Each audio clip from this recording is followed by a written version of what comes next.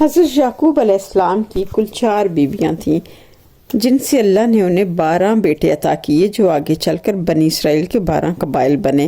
سب سے پہلی بیوی لیا تھی جو آپ علیہ السلام کے ماموں حضرت لبان کی بیٹی تھی۔ ان سے 6 بیٹے پیدا ہوئے۔ ان کے نام تھے روبن، شامون، لاوی، یہودا، اشکار اور زبولون۔ حضرت یعقوب علیہ السلام کی دوسری بیوی راحیل تھیں جو ان کی بڑی محبوب بیوی تھی۔ یہ بھی حضرت لبان کی چھوٹی بیٹی تھی۔ ان سے 2 بیٹے پیدا ہوئے، حضرت یوسف علیہ السلام اور حضرت بنیامین۔ بنیامین کی پیدائش کے دوران حضرت راحیل کا انتقال ہو گیا۔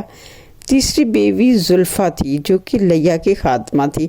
ان کے 2 بیٹے تھے، جاد اور عاشر۔ چوتھی بیوی بلیحہ تھی، یہ حضرت راحیل کی خادمہ تھی۔ ان سے بھی 2 بیٹے پیدا ہوئے، دان اور نفتالی۔